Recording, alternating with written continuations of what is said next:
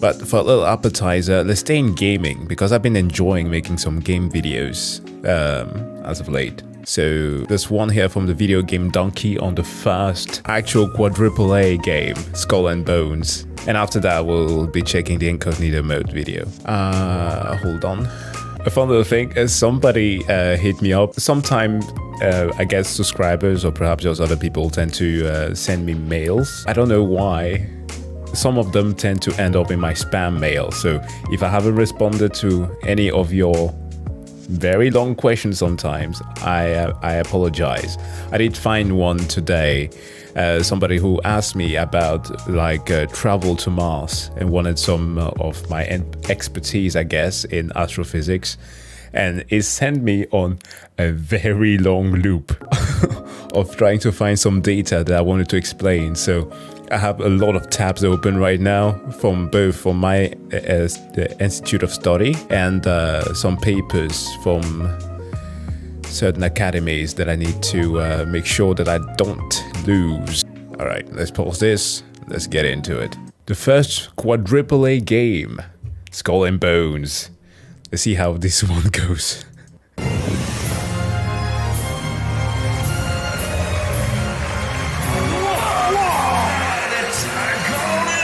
Hey, that's Blind Wake. I've wanted this for so long. I've always said they need to do this. Oh my god, you're doing it. I'm actually crying. You will see that Skull and Bones is a fully fledged game, he said. It's a very big game, and we feel that people will really see how vast and complete that game is. It's a really full triple, quadruple A game that will deliver in the long run. Wait, oh, no. Don't play if you're under the influence of drugs. I just took a big joint. That should be the only way you do play this game. That's the only way you'll think it's good. Holy shit, Flup. Do you see this menu? This is a quad A menu. Okay, you have to enter into a pirate's code of conduct. Play nice. Yeah, okay. Behind every avatar is a real person. I will keep cool and communicate with respect in victory and defeat alike. No shot that they actually made a pirate game that asks you to do this. You've got to be kidding me. I played the beta. I did show some of my gameplay during the roundup video that SkillUp made of 2023's video games. And none of this were featured in the intro. Play nice, play fair, you're a bloody pirate. None of that should be even in your portfolio. No shot. I'm gonna talk a lot of shit to everyone. I won't do that. No. Play fair. My skills alone will take me to the top. I will play fairly and never cheat. All this shit is like against like pirates' core beliefs. Yeah, pirates would never say play nice. Pirates would never accept a Ubisoft code of conduct. The dawn of capitalism. Oh, when no. corporations as mighty as nations rule the seas. That's the actual With intro. an iron fist, they forge a path of tyranny and exploitation. Look at the smoke. That's like CS2 level smoke. How ironic is that? They literally snitched on themselves with that intro.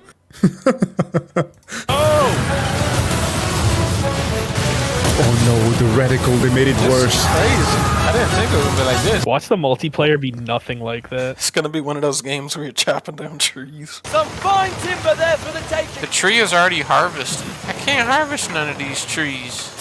Get one. It won't let me. These are fake trees. Try to like get closer. Flub, there ain't no wood anywhere. There's a lot. There's lots of it. What is this lightning meter? I think it's stamina. Yes! My boat has... Your boat has stamina. Your boat has stamina. And mind you, it's not that it's just those small people down here because, oh no, you are up. No, this is not a freaking rowboat, okay? It's a bloody sail. And even when you upgrade to an actual big ship, it's still the same thing. They don't even take that much into account the wind direction like Black Flag did. Oh, what a disaster. has stamina? Oh, you have to put the sail away to recover stamina. Fucking wind. It's blowing against me. You know what we should play? We should play Lord of the Rings War in the North. I don't play Hey. singly. Come at me, beast! Come at me, beast. Come at Why do me, you sound like beast. Tommy was up? That's what my lady on my boat said. She said, come at me, beast. Club, I'm turning down to 2 knots. Come at me, B. I'm gonna be fucking skull and bones by the time this game downloads. Oh, look at that whale! Intro. The only good thing about this fuck. You game. wouldn't see that in AAA. Now this is quad A. Belgrade? Berlin? How many countries did they take Chengdu! this game? Ubisoft Oh Chengdu! my god! They got Naboo? Ubisoft Naboo? Ubisoft Naboo! That was the most epic shit I've ever I'm seen. sold. I'm sold. I'm buying the Legendary Edition. Blacksmith. He ignores you. It literally ignores you. Oh, do you see the thunderstorm over there? What, to the east? Northeast? So we actually have the same weather. That's surprising. Okay, I gotta point something out, okay? For those who do not get the situation, Ubisoft did a big boo-boo with this one. I've called this company one thing for many years now, and it is the company with the most waste of talent and potential ever, because they have clearly a bunch of talented individuals working for them, but they always make the worst decisions. Ubisoft, since when did the Division 1 release? Was it 2014? Okay, March 2016. So the hype of 2014's Ubisoft, however, when it was showcased on E3, was surreal. And this is the thing that players and Ubisoft themselves, of course, as one of those open market companies, lived off of.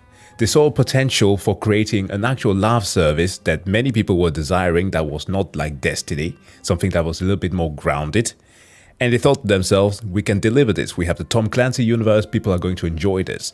And guess what? Despite the fumble that the Division had with the whole graphic downgrade, the same like that freaking Watch Dogs 1 had, it still managed to sell pretty good. Same thing with Watch Dogs. Watch Dogs 2 was a great improvement upon the Watch Dogs series, and that one sold pretty well, and was an upgrade to the game. Likewise with the Division 2. Those were live service. If you appreciate the live service model to a certain extent, done right. I still play the Division 2 now once in a while, and I think it's a good game. That being said, okay, that was done by the potential of Massive and all of those companies and people involved there. They did a good job. That being said, from that point on, Ubisoft decided that, oh, this works, so it must work for everything else. No, it doesn't.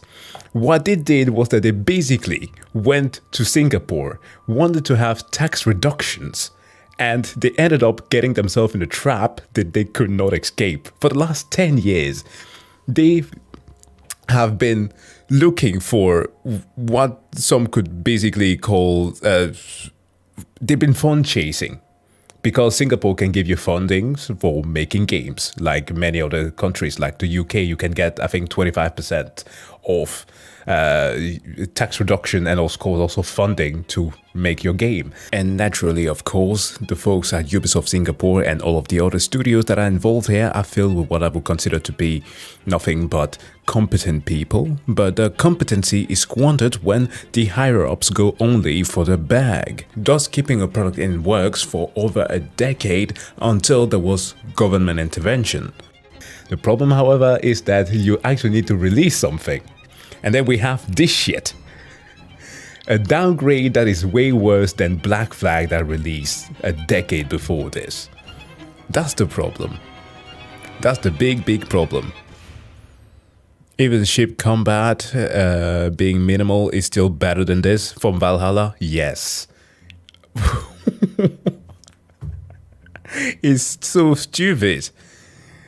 And this is what happens when you don't listen. When you don't listen to your fan base and you want to play it safe.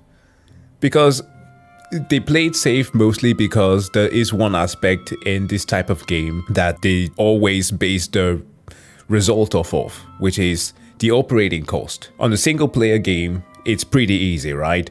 You make a single player, it's done. It's a done deal. You just ship it away. You don't need to update it, despite the fact that now we update games all the time when you are on Steam or whatever user you have. But when it comes to these guys, you have the operating costs, right? People need to maintain servers, they need to patch up things, so much stuff has to go in there. So they just gotta put a cheap-ass product to make sure that whomever has to maintain it has to do the minimum amount of work. And then you just apply to it the mentality that most big companies have been using for the last 20 years now. They've built a reputation long ago that established them as a staple of an industry, as a big giant that just works, and then you just forget about the quality control. Yes, some customers are going to suffer from your negligence of the product that you were meant to deliver to them, but it's just the minority who cares about it. If the numbers goes up, it means that it is sustainable, despite the product being cheap. Ubisoft, I hate you for wasting the potential of your developers and putting out subpar product. Sorry about the long rant. I just wanted to get this out of my chest. Jumped out of a pirate's ass. For pirates, X marks the spot. And you just picked a random spot. That means nothing. That's my spot. You look like you jumped out of a pirate's ass, Flip. Why do you keep saying that? What does that mean? I did not jump out of a pirate's ass. Now the sea people and I have a deal. See people They get the weapons they need. Donkey wagon, donkey wagon. At least they have sea shanties. This is a 4A level game. See how there's like hundreds of trees on the island? Yeah. Only like 2 of them can be harvested, actually. Yeah, there's one here on the waypoint that you could harvest, but it's like consumed already. Somebody already took it. I guess this is what a quad A game is like. AAA title. Go to the waypoint. My boat ran out of stamina. This tree I knew is he gone was going too. to do that. Nah, you I got it. fucking hate quad A level games. What is this shit? Having fun? We hope you're enjoying your time on the high seas. The premium. Are you serious? They still do this? Wasn't it last year that there was a whole debacle where in Assassin's Creed Odyssey that pop-ups started showing about the latest titles mid-game? Stop showing us ad, dude. I paid for a full game. At least Donkey did, but seriously? Go to the store. No. Edition gives you access to the full game. Alright, Flip, mark me another tree. Alright, next tree location right here. It's gonna be about 1,000 meters from you. What? Foul weather ahead! Nice. Only 350 meters to go. Damn. Alright, get the wood. Harvest the trees. Innovating gameplay. What is that? What the fuck is that? Ah! What? What happened to all my wood? Bruh. World of Warships. Pirate Edition. Worst thing ever. They saw Netflix and thought, this is a good idea. Oh boy. Oh, streaming is gonna suck in the future. Absolutely zero companies are going to give us peace.